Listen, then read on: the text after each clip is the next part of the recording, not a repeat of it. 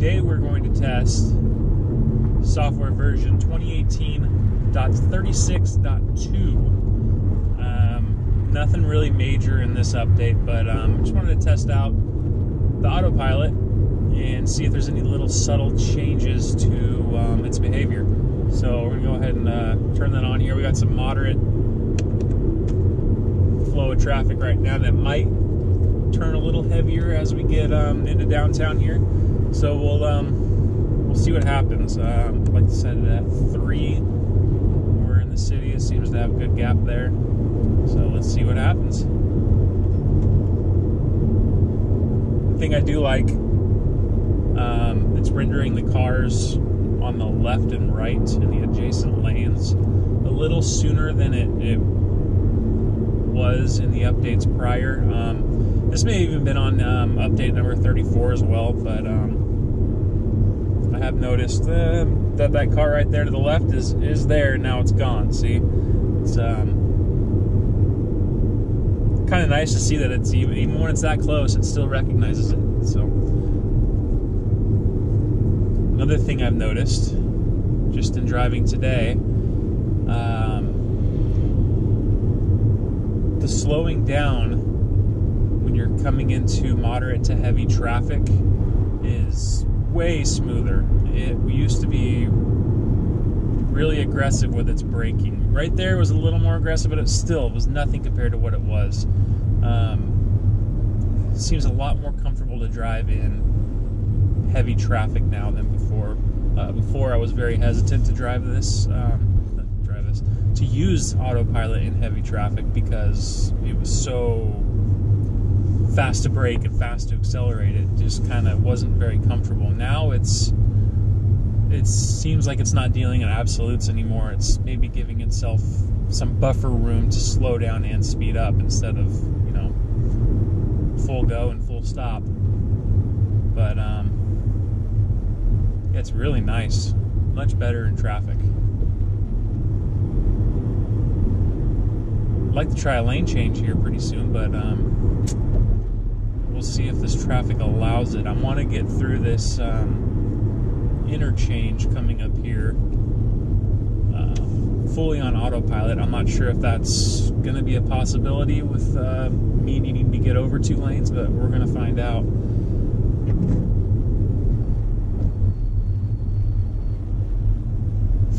I know we have to be over 30 miles an hour to even change lanes to begin with.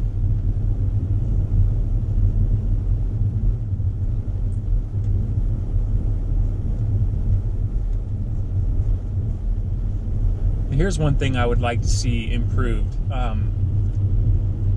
That car right in front of me just now had their blinker on, changing lanes to the right, and the car waits until it's fully clear to proceed with going straight. It'd be nice if they can build in some anticipation with the Autopilot, but I know that's, you know, that's asking for a lot. Let's try to change lanes here. There's an opening. Pretty good job. Didn't really hesitate at all. I'm going to try one more because I need to get over one more anyways. So that was really smooth. Didn't leave a massive gap in front of me, which was nice. Didn't really mess with the flow of traffic. So that's great.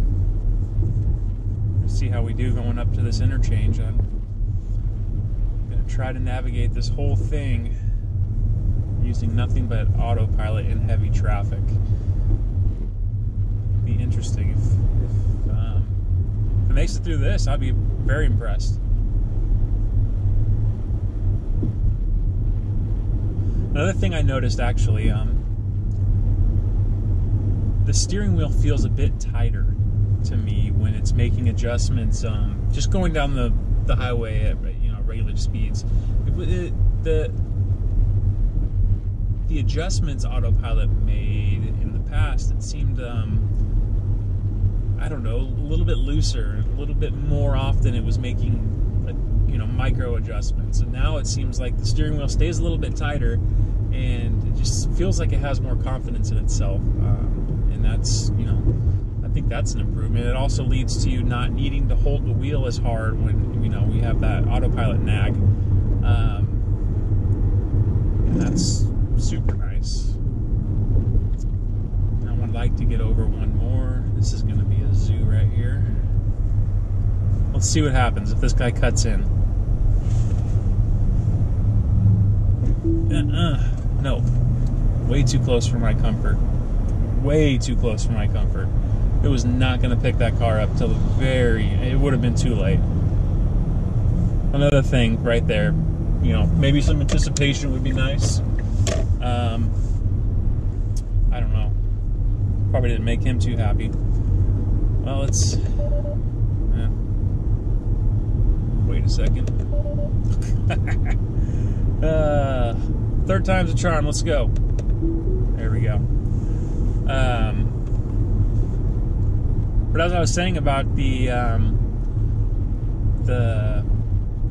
holding the wheel nag, it seems like they've adjusted the sensitivity to that. So even if you're just resting your hand on the wheel, barely putting pressure on it, it's reading it. I rarely have it nag me to touch the wheel. I always have my hand resting on the bottom left portion with my left hand, and it's I never have a nag anymore. It's really nice. I like it. A big improvement. I know a lot of people complain about how often it nags you, but I mean, if you're resting your hand there and you're doing what you're supposed to, it won't nag you. So just put your hand there; it'll be all right. So here's the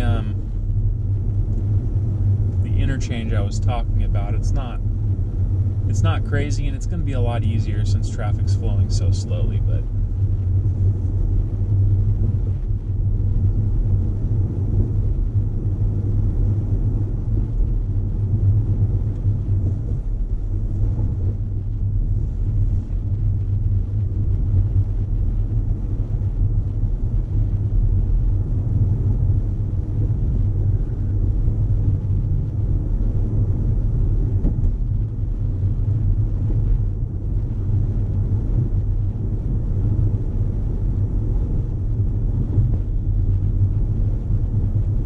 so far so good.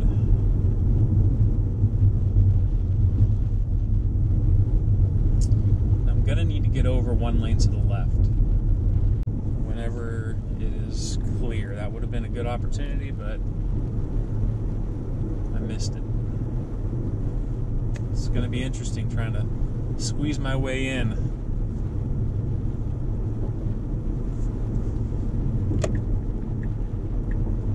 It's gonna do it. Wow.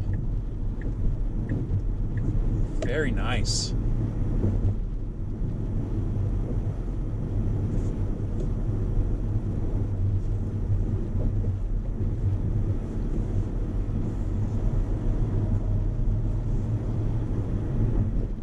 See how it does with this fan coming in. Picks it up. Didn't really do much to adjust speed-wise. Just recognized it. It's tapered off a little bit on its acceleration. That was good. Another thing, well, max is 40, right? I don't know why it does that. It's still picking up that I was on the interchange. Didn't realize that the speed limit went to 65, even though it says 65 on the display. The autopilot did not adjust for that, so I was sitting at 40. So we'll push it back up to 70.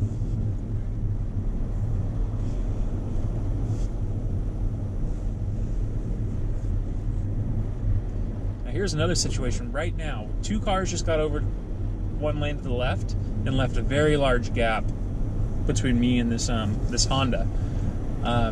Maybe in the past the car would have really accelerated to catch up. Now it seems like it's looking a little bit further ahead and thinking, okay, that car stopped.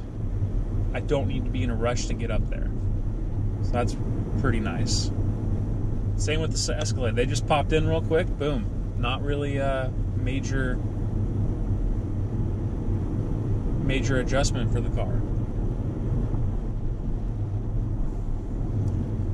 Got a little zipper merge there. It was good. This car pulling in here, that's good. Just seemed like it didn't brake.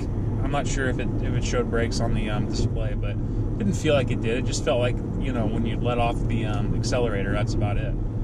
So let's get over one lane. It's hesitant. There. Well, all right then. Didn't want to do it. Car was coming up somewhat quickly behind me. Maybe it didn't want to cut him off. I'm not sure. Let's try this again. That time we got it.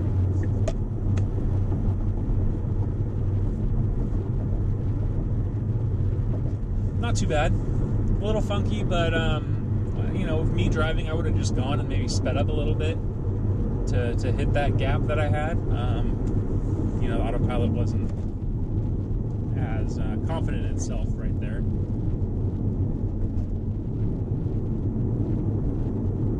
mean, this thing's doing really well going around corners now. That's one thing. I'm going to test it on some sharp corners here whenever I get a chance. And I'm on the if I can talk, you know.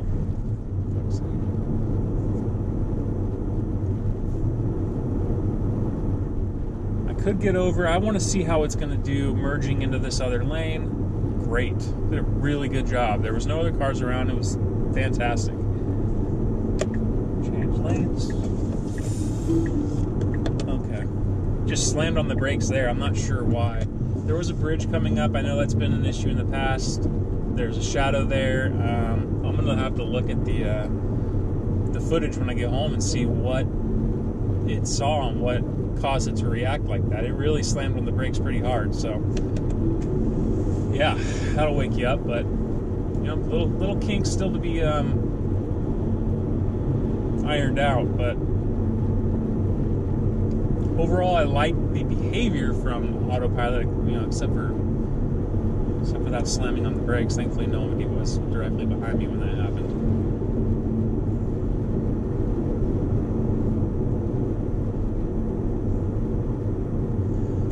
All right, I'm going to want to get over to the left one lane here, and I want to see if I can. Holy moly, this car's riding me. Let's see if it'll get me over there right now. Nope, thinks I'm too close to that Honda to do it, which I was. I wanted to see how close I could actually be to a car in an adjacent lane and still change lanes. You know, I was about a car length right there when I attempted it, so obviously that's too close. Let's try this again.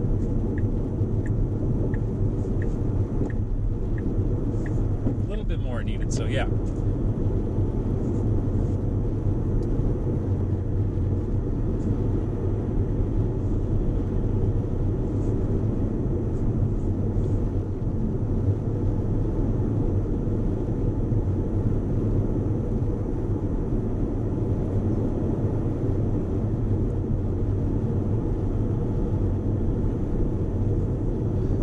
Get over again. Lane changes are very confident. Not as confident as they were, you know, a few months ago when they were just, as soon as you hit blinker, the car would bolt over for the next lane.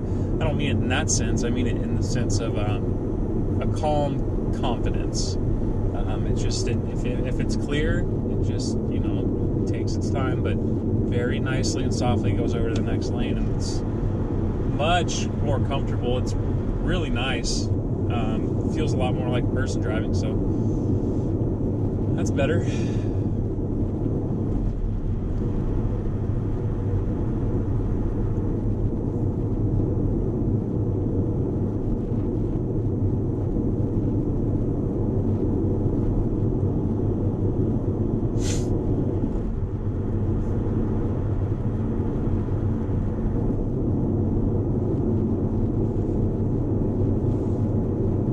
That's interesting. It had that semi to the right, showed up, then it came right back just now. So it was there, it disappeared, and then it showed back up on the display. Very interesting.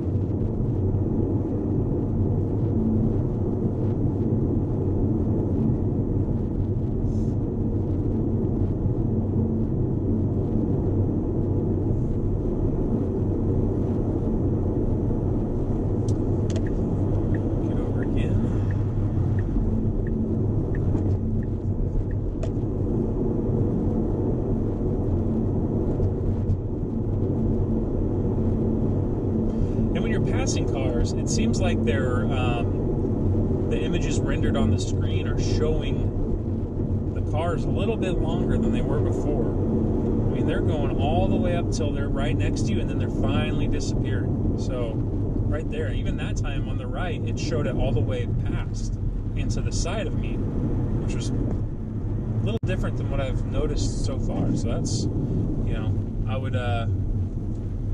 wouldn't be surprised if version 9 showed more of an overhead view of you know, what we're seeing all around us. You know, so maybe it'll render the cars behind us, you know, and as well as adjacent lanes, which would be really cool to be able to see something like that. Kind of a interesting way of seeing what's all around you, and, you know, what the car sees from a 360-degree point of view.